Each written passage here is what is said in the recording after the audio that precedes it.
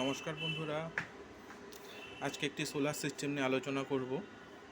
এই যে সিস্টেমটি দেখছেন, এটি একটা ইস্টম্যান কোম্পানির 850 VA সোলার সিস্টেম এবং তার সঙ্গে একটি আমার 180 H ব্যাটারি এখানে লাগানো আছে।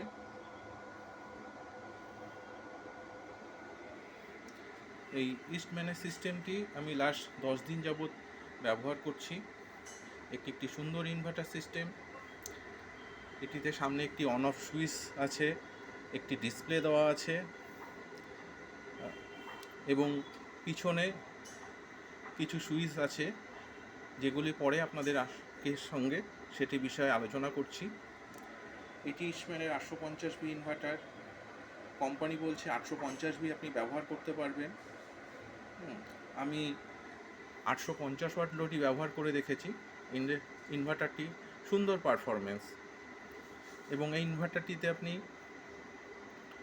High charge, low charge, battery selection যেমন lithium battery, tubular battery, flat plate battery এগুলি ব্যবহার করতে পারবেন। প্লাস সোলারে আপনি 3টে মোড পাবেন: হাইব্রিড মোড, ইন্টেলিজেন্ট মোড এবং সোলার মোড। এখানে আমরা 3টে মোড নিয়ে একটু আলোচনা করে নিই। হাইব্রিড মোড হচ্ছে আপনার মেন্সকে প্রায়োরিটি দেবে। মেন্স যতক্ষণ অ্যাভেলেবেল থাকবে মেন্সে চলবে, তারপর সোলারে। সেকেন্ড হচ্ছে ইন্টেলিজেন্ট মোড। এই মোডটি একটি সুন্দর ব্যবস্থা। এটি যখন ব্যাটারিকে সোলার থেকে যে আপনার সাপ্লাইটি আসছে সেটি দিয়ে প্রথম ব্যাটারি থেকে পুরো ফুল চার্জ করবে। তারপর আপনার যখনই ব্যাটারি ভোল্টেজ 14.2 থেকে 14.4-এর মধ্যে এসে পৌঁছাবে তখনই এটাকে সোলারে শিফট করে দেবে এবং আপনার যে বাড়িতে লোড আছে সেটা সোলারে চলবে। এবং যখন ব্যাটারি ভোল্টেজ 11.8-এ এসে পৌঁছাবে তখন এটি মেন্সে শিফট করে দেয়।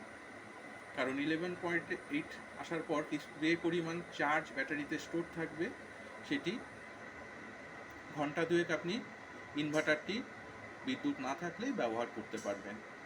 এবার আসি সোলার মোড। সোলার মোডে সেম ব্যাটারি চার্জ হয়ে যাওয়ার পর সোলার থেকে এটি টোটাল লোডটি আপনার সোলারে শিফট হয়ে যায় এবং ব্যাটারি ভোল্টেজ যখন 11.3-তে এসে পৌঁছায়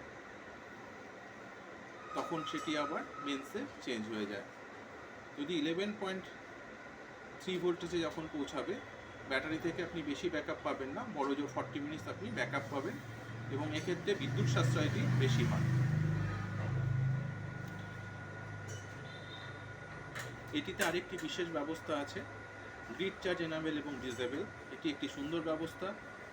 যদি গ্রিড চার্জ এনাবেল না এবং ডিসেবল সুইচটি না থাকে যে সমস্ত ইনভার্টারে, সেক্ষেত্রে দেখা গেল সোলার থেকে চার্জ হওয়ার পরে ব্যাটারি ব্যাকআপ মোডে চলছে, ব্যাটারিতে ইনভার্টার, এবং যখন ব্যাটারি ভোল্টেজ নির্দিষ্ট লেভেলে পৌঁছায় অটোমেটিক মেন্সে শিফট হয়ে যায় এবং সেক্ষেত্রে মেন্স থেকে ব্যাটারি চার্জ হওয়া শুরু করে।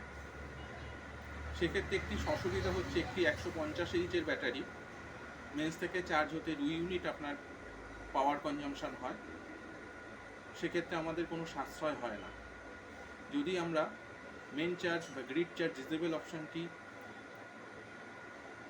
অন করে রাখি সেক্ষেত্রে মেন্স প্রেজেন্ট থাকলেও মেন্স থেকে ব্যাটারি কোনো চার্জ হবে না এবং যখনই দিনে সোলার থেকে ভোল্টেজ আসবে ব্যাটারি চার্জ হবে এবং ব্যাটারি ভোল্টেজ ফুল হয়ে গেলে, অর্থাৎ চার্জটি ফুল হয়ে গেলে অটোমেটিক সোলারে আপনি সমস্ত ঘরের লোডটি চালাতে পারবেন। এই যে বর্তমানে আমরা এই ইনভার্টারটিতে দেখতে পাচ্ছি, এটা আইটি মিন্স এটা ইন্টেলিজেন্ট মোড এবং টিউবলার ব্যাটারি প্রেজেন্ট আছে। তারপরে যে প্যারামিটারটা দেখি ব্যাটারি ভোল্টেজ 13.5, এটি ব্যাটারি অ্যাম্পিয়ার 11.8 অ্যাম্পিয়ারে চার্জ হচ্ছে। এটা পিভি কারেন্ট 9.5, যেহেতু আজকে ক্লাউডি ওয়েদার, কোনো সময় 9 অ্যাম্পিয়ার, কোনো সময় 15, কোনো সময় 20 অ্যাম্পিয়ার পর্যন্ত আসছে। এটি আউটপুট ফ্রিকোয়েন্সি দেখাচ্ছে 50.7। এটি ইনপুট ভোল্টেজ, যেহেতু এখন ইনপুট ভোল্টেজ এবং আউটপুট ভোল্টেজ সেমই আসবে, সিস্টেমটি যেহেতু আমার এখন মেন্স মোডে অন রয়েছে, এটা হচ্ছে মেন্স মোডের সিম্বল। এছাড়া এটি দেখছেন, এটা হচ্ছে সোলার প্রেজেন্স আছে তার সিম্বল, এটি ব্যাটারি, এবং এই উপরে একটি ব্যাটারি ব্যাকআপ যখন অন হয় তখন সেটি শো করে। এটি ন্যারো মোড এবং ওয়াইড মোড। চলুন এবার আমরা কিছু লোড দিয়ে আমরা ইনভার্টারটিকে পরীক্ষা চেক করব।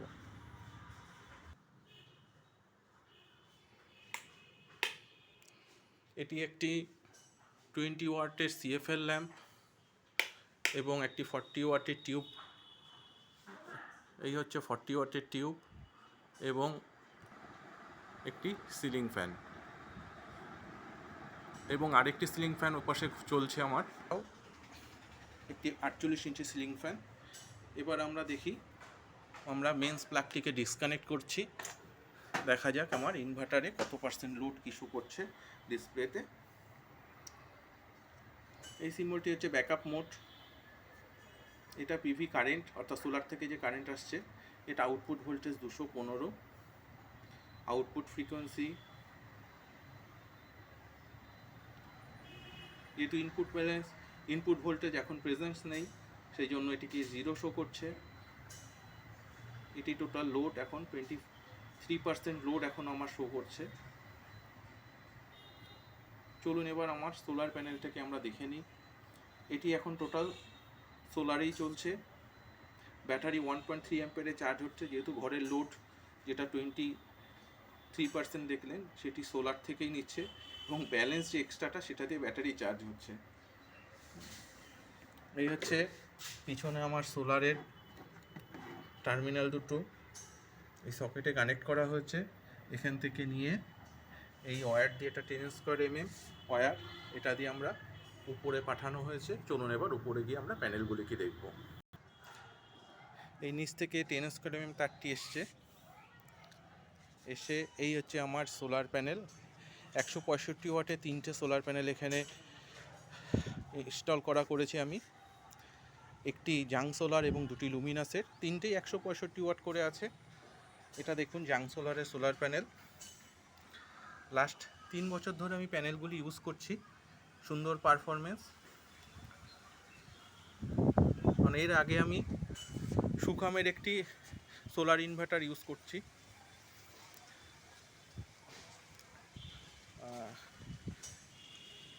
এটা দেখুন লুমিনাসের 165 ওয়াটের সোলার প্যানেল। সুকামের ইনভার্টারটি 3 বছর ব্যবহার করছি, খুব সুন্দর, কিন্তু সেটিতে ডিসপ্লে না থাকার জন্য আমি নতুন ইনভার্টারটি ইস্টম্যানের 10 দিন হলো পারচেস করেছি। যাক, সুন্দর পারফরমেন্স। যাক বন্ধুরা, আশা করি আপনাদের তথ্যটি ভালো লেগেছে। এবং আরেকটি তথ্য আপনাদের সব দিয়ে রাখি, যখনই কোনো সোলার ইনভার্টার বন্ধুরা কিনবেন অবশ্যই মেন চার্জ এনাবেল এবং ডিসেবল অপশানটি জানি থাকে সেটি দেখে কিনবেন, তার ফলে আপনার বিদ্যুৎটি সাশ্রয় হবে। নমস্কার বন্ধুরা।